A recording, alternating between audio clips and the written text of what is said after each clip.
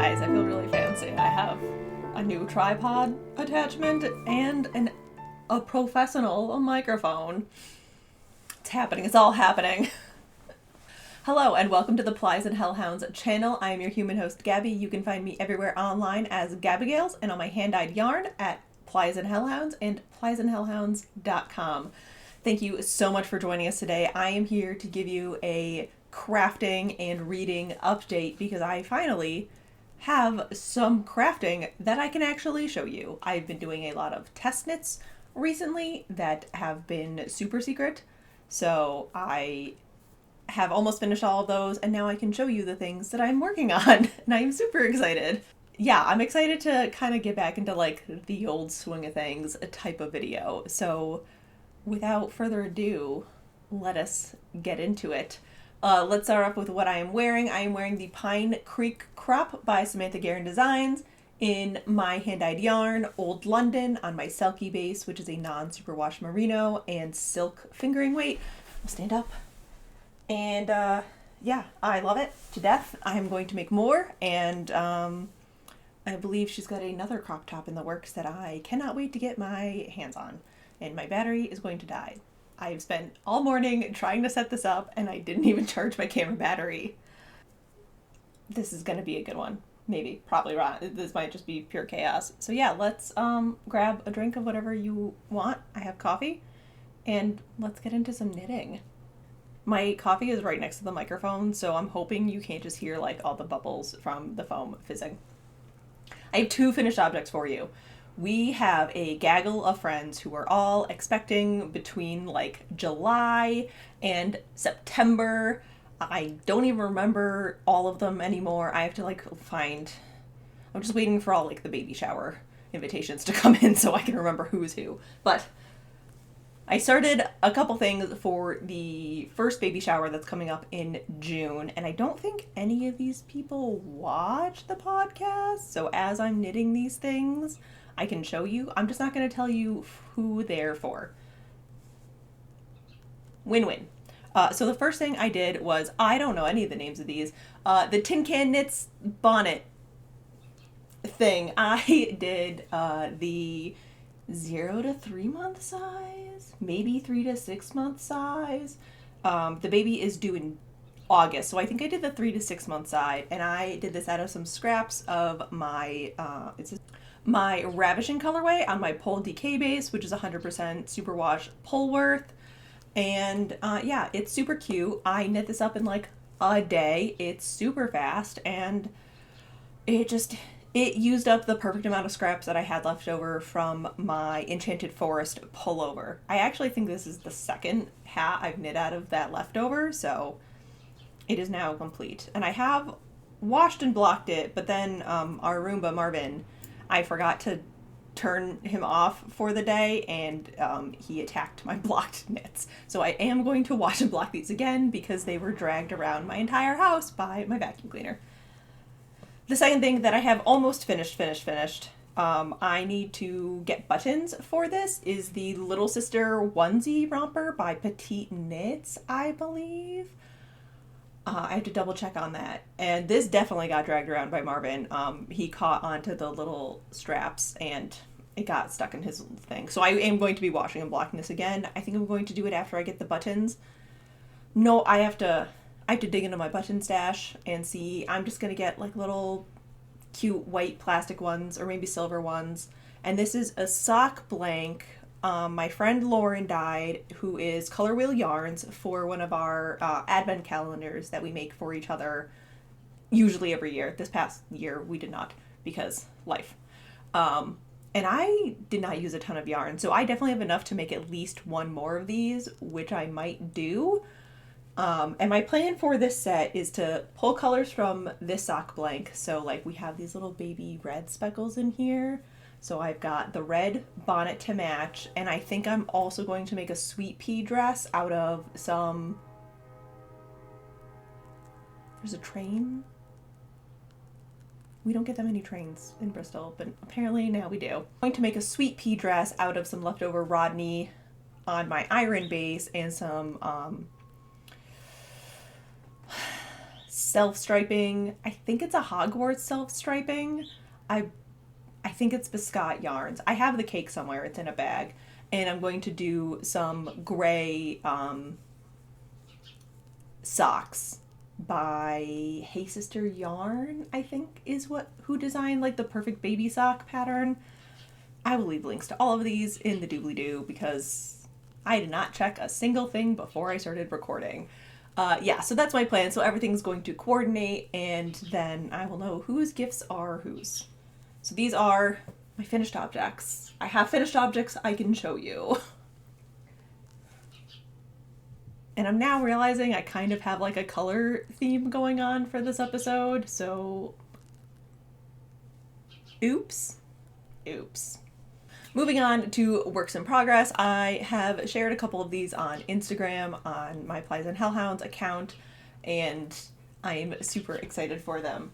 The first is the Stria cardigan by Andrea Mowry. I have the goal of knitting something in a seasonal collection, like at least one item using all the colors from the seasonal collection, or as many colors as I can.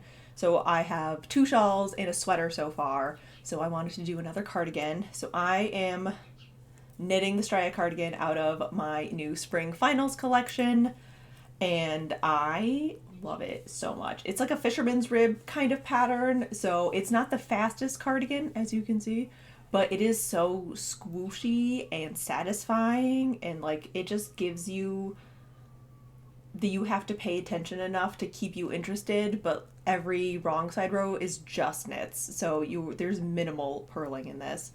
I am using Oh Darling, which is this like smoky grungy purple as the background, and then my first stripe is Opia, the second is a blush crepe, and then you can barely see it, but Deny This is my third stripe. So I'm just going to be rotating, I think, those 3 just like that all the way through, and I am super excited for this. I'm hoping I can get this finished by the end of April, or at least like get the body cast off by the end of April for Connecticut Sheep and Wool.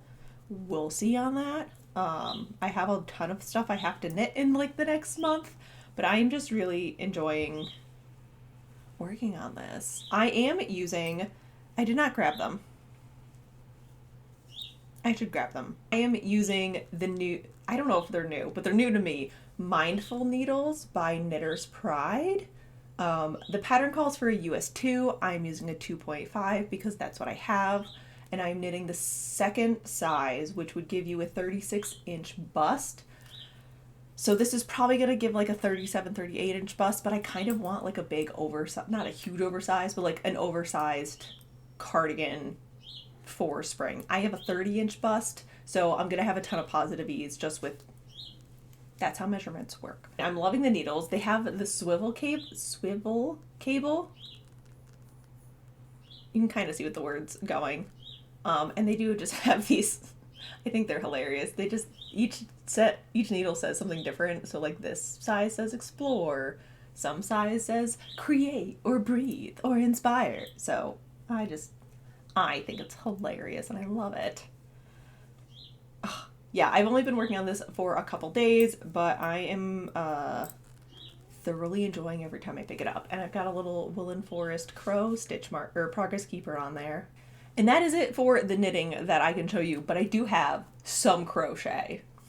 I have finally started a crochet blanket.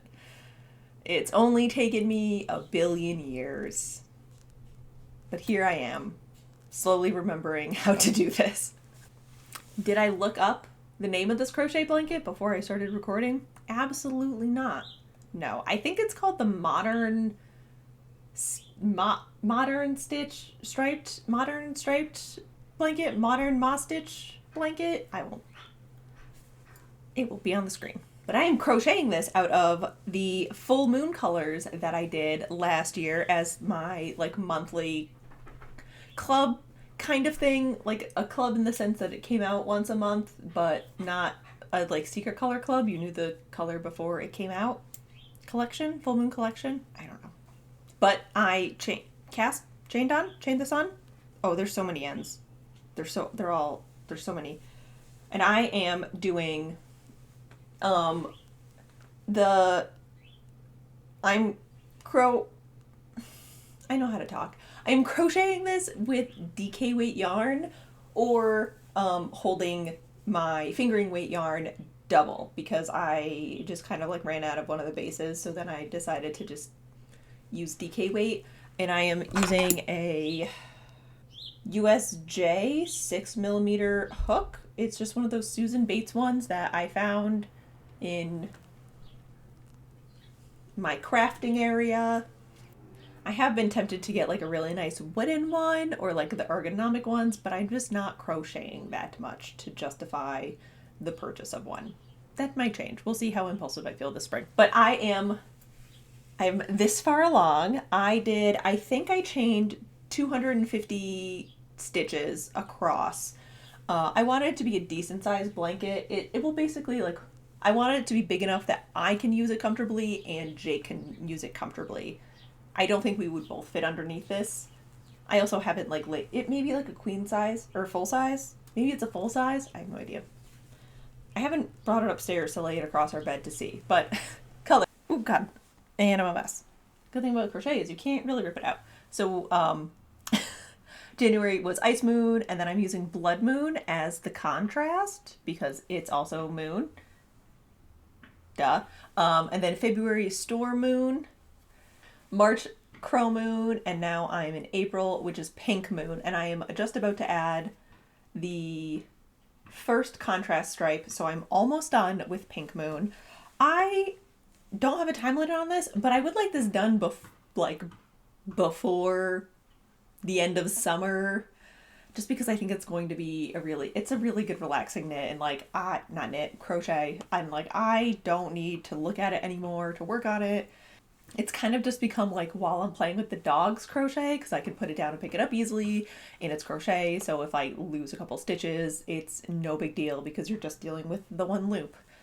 So I am thoroughly enjoying this, and I'm not gonna have like any scraps left over from this blanket, which is what I wanted. I thought I was going to do a sweater out of these colors, but I already have a full moon advent from Wild in the Woods, and I don't really need 2 stripy full moon sweaters. But a blanket, yes. And I'm loving this. I'm loving it so much. Yeah, I worked on it last night while I was at a friend's house and we were watching Disney movies. I work on it while I'm playing with the dogs. I'm ripping stitches out of it as we speak. It's just been so good. And I'm just, it's... because it's a DK weight, it's got like such a beautiful drape, and like it's gonna be warm, but it's not gonna be too heavy. I am just so excited for this, and it's just so squishy. This is gonna be good. Is it? Yeah, that's it. I have a couple things I have to cast on, and just continuing with the baby gift knits for everybody, so I can get those. I would like to get those all squared away and ready to go by the end of May. That way I'm not last minute trying to finish these things, because summer's going to go by very quickly and I'm going to forget to work on these things because they're little, and I'm going to think I have so much time. I don't have that much time. There's also things I want to knit for me real bad. So at the end of knitting, I'm going to go over what I have read recently and just kind of I guess life stuff. I haven't done one of these videos in so long, so I don't remember what my categories are. I actually might go over everything I've read because I don't think I've talked to you since I started Crescent City 2, which I finished the first time, and then I listened to a study in Scarlet Women. I'm forgetting the author's name. I listened to it on my Libby app, and it is a Lady Sherlock Holmes, England Times, London. This woman just wants to like, she's very good at like picking up. She's Sherlock Holmes. She's a Sherlock Holmes, but a lady Sherlock Holmes. So she ends up like sneakily creating like a fake brother that is solving these murder crimes, and Watson is like an elderly woman who is supporting her. I don't know. She's like not her lady's maid, but like her lady companion. So like the elderly lady is a widow and lives by herself, and Sherlock wants to live on her own and doesn't want to get married, but she can't like get the job to do it. So this is a terrible explanation. Watson says, "Be my companion. I will give you a place to live. And in return, we should also be secret detectives." So it was the first book. It was really good. I really want to get into that series, but my library doesn't have any more, so I have to go find them. After that one, I reread Crescent City, House of Sky and Breath to do my tabbies, and to read it in physical book because I read it on Kindle before. But I really like reading it in the physical book because then I know where things are when I want to go back and look at them. And I'm still not okay. I have the end. That's it.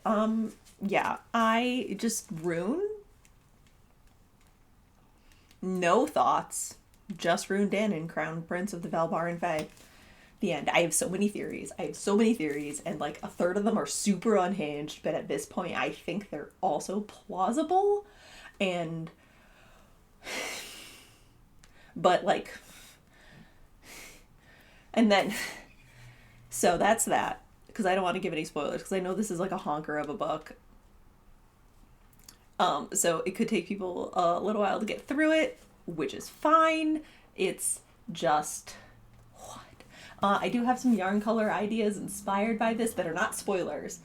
So I'm hoping to get those out before my brain explodes, because, this woman knows how to take you on a ride. But essentially, I'm going to have to reread every book that she's ever written. So that's my summer plan. Goodbye. I will never see you again, because that's what I will be doing. Okay, enough about this. Okay. After that, I listened to The Love Hypothesis by Ali Hazelwood. I then got a physical copy in a birthday present. This was so cute. This was so cute. I wanted to throw up. Like, it made me want to die. It was so cute. And then I also wanted to die all the time during it. I think it was listening to it. I don't think I liked the narrator's voice enough to really like the story. But then they're like, it's a Kylo Ren Rey fanfic, 100%. It's definitely scientists in 2022. It just felt a little too fanficky for me in bits, and I love fanfiction. I will read it till the day I die. It feels very weird to live in a time where we can admit that openly and not feel weird about it. But like, there were just parts of this where like it felt so fanficky. I think it was just like the size difference, because Adam Carlson is basically Adam Driver, so she's describing their size difference, and Olive is 5'8", Adam Driver is 6'2". It's not that much taller. So I spent most of the book just like running over to Jake, because Jake is 6'4", and at one point, like, I was measuring their hands, because like, what, she was like, this hand engulfed this. I was like, there's no way his hand is that big. So I like there's a scene where like she's sitting on his lap, and even though she's sitting on his lap, he still looks down on her, and I'm like, there's no way, unless all of her height is like in her legs and she's got no torso. So like, that just kind of took me out of the story. But I would highly recommend this to anybody. This is so stinking cute. I am still going to read her other books. I think she has a new one coming out next month or this month. And like, they're just so cute and they're so fast. I listened to it in like a day and a half. I had to stop listening to it because like I was like getting secondhand embarrassment from listening to them talk about these things. It's a fake relationship. Olive has a terrible best friend who like wants to date Olive's ex-boyfriend but won't do it unless she already has a boyfriend, which she doesn't because she doesn't really want one. So she gets into a fake dating relationship with Adam Carlson so that An, her best friend, can date Jeremy. And I don't know, I also don't like An. I think she sucks. She was a terrible best friend. So yeah, Malcolm is 10 out of 10 in this book. I should have expected a nice Friday in New England for the first time all year. Would be a lot louder. I think that was it. Okay, the next thing I read was for book club. Was the theme smut this month? No, it was not. But I read Neon Gods by Katie Roberts, and I got the physical copy for my birthday. This is part of her Dark Olympus series, so it is a modern retelling of Olympus. The 13 are like, so the gods that we know, like Zeus, Hades, Poseidon, Demeter, Aphrodite, Ares, they're all roles in Olympus, which is like part of the modern world, but it's very hard to get in and out of. And Hades, Zeus, and Poseidon are legacy roles, so those titles are passed down from father to firstborn son. I think that's it. That makes sense, because Zeus sucks. But then, like, Aphrodite and Ares and Demeter are all voted in or, like, run for it kind of thing. So Persephone is the daughter of Demeter, who has offered her hand in marriage to Zeus, who the role of Hera is Zeus's wife. The last three Hera have like all mysteriously disappeared or died, so Persephone is not psyched. So she runs across the river Styx into the lower city, which is also the underworld, which is ruled by Hades. And they basically they create a pact because Hades was orphaned because of Zeus. Zeus like burned down his home with his parents inside, and they made Hades like the boogeyman of Olympus, so like nobody thought he was actually real. It was just like a rumor. There is no Hades anymore. It's just like a seedy side of the city. So she finds out that Hades is real, and they make a pact to get back at Zeus. So it was really good. I really liked it. Yeah, they make a pact for like 3 months, and once summer hits, Persephone will sneak out of the city, and Hades will get his revenge on Zeus, but they fall in love, and it's delicious. There is public sex in it, so if that is not your thing, heads up. Hades runs, like, as part of the underworld, like, a playroom situation, so there is that, but it was very good. I love Katie Roberts. I love everything she writes. This woman has my heart in her hands. Chef's kiss. I then started the second one in her series, which is Electric Idol. This is the story of Psyche, who is Persephone's sister in this world, and Eros, the son of Aphrodite. This is the cutest, like, I was sent to kill you, but I want you, so I'm gonna make a marriage pact with you situation. Oh, chef's kiss. Psyche is so good. She's like formed this like public persona and like has this curated Instagram and like works with the designers, and everyone just kind of like thinks she's just like only drinks like cosmopolitan sickeningly sweet martinis, like looks only kind of girl, but in reality like she has been scheming and like just trying to survive from day one, and it is so good.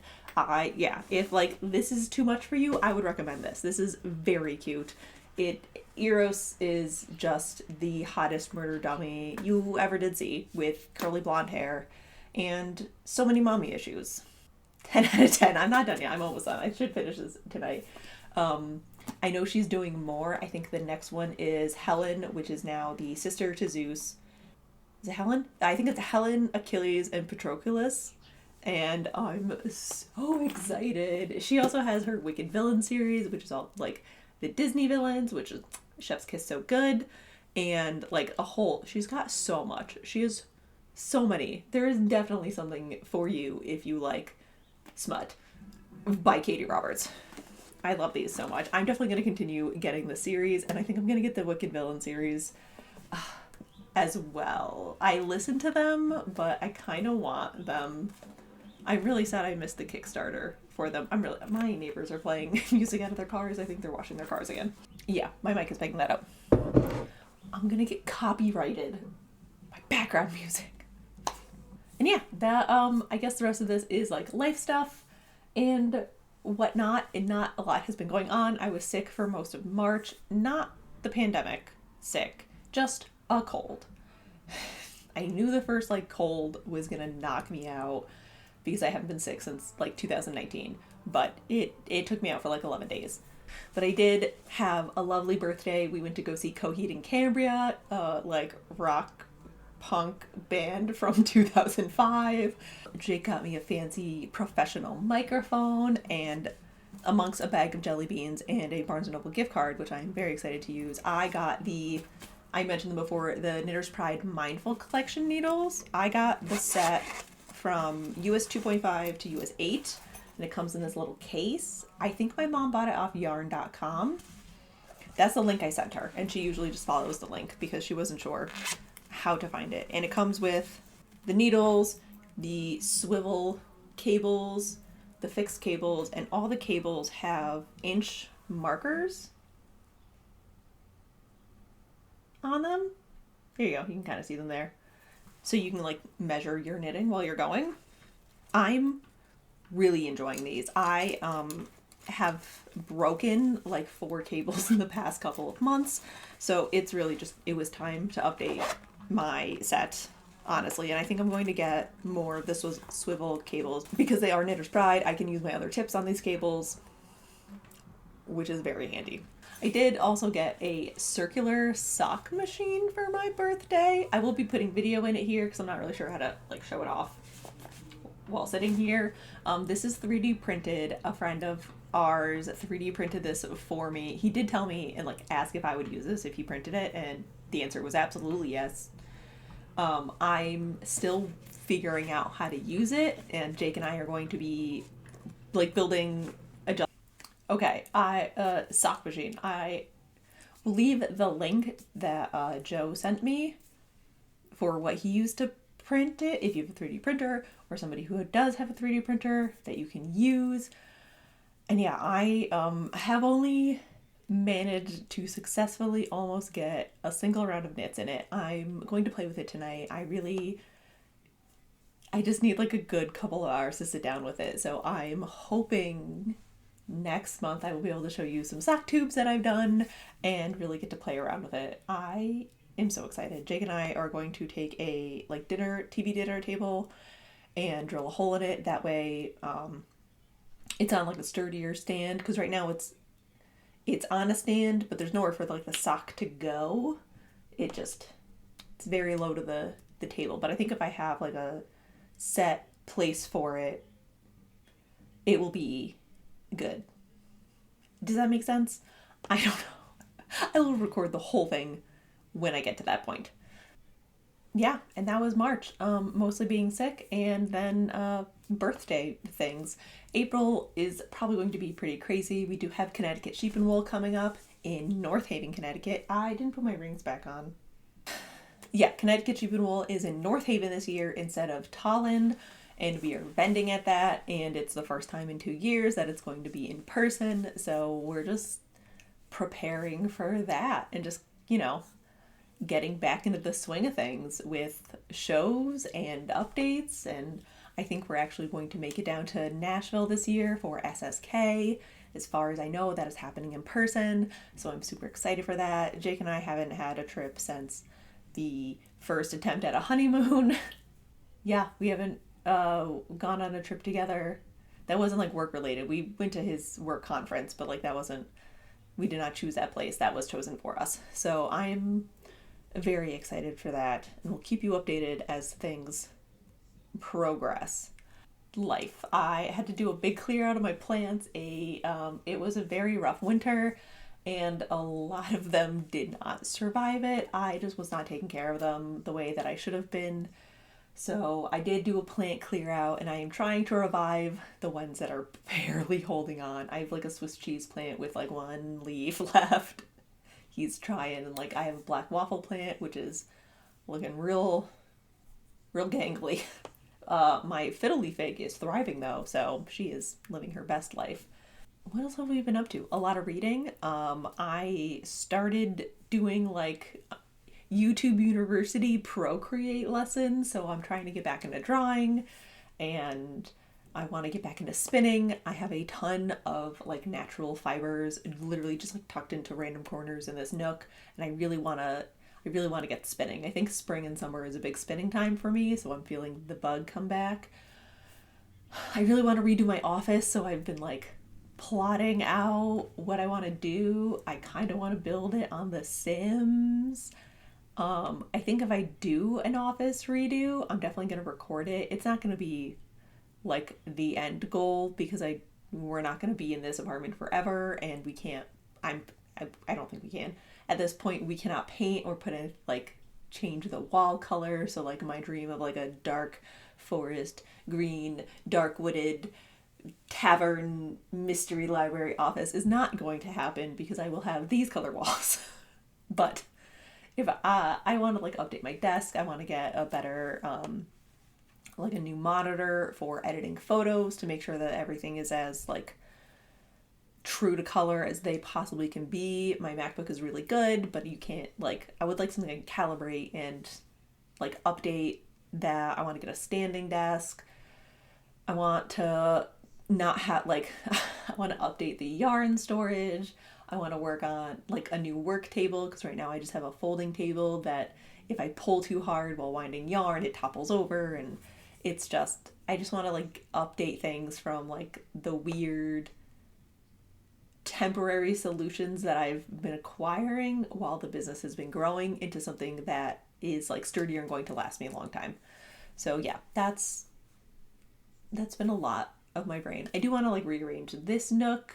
I have to do a big overhaul de-stash. There's a ton of fabric that I'm just not going to use. I'm not really making for like the big gowns anymore. Like I'm not really doing the SCA anymore. It just became too dramatic in our area, and like it just was not worth the energy to try and follow everything. So I have a bunch of like SCA fabrics that I don't think I'm gonna keep. Yes, I do really want to make like the 14th century fleur-de-lis gown, but I'm not gonna wear that to the Renaissance fair.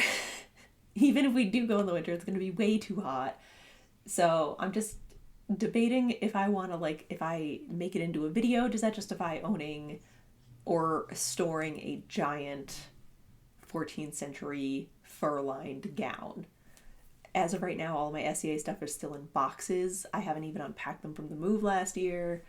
So there's like bolts of fabric that I'm not sure what I want to do with. I've got yarn I've got to get up on D-Stash. I do have some up on my D-Stash Instagram, but I keep finding more and like curating my personal stash a little bit more. I want to use my hand-dyed yarn because I know seeing it knit up helps people a lot, picturing like the skein to project, and I'm not very good at doing that, especially with like all the colors. I tend to pick like the same 4 colors and knit only with those. So I want to work on that, even if it's like I'm knitting it for gifts or something. I have to go through all my samples. Like I have bins of shawls that I'm not wearing anymore and I don't know what to do with. Like it's just, we already did a big spring clean. We did all the windows, the curtains, the rugs, we washed the walls, the baseboards, the frames, everything, the shelves. I rearranged all my books. It was just,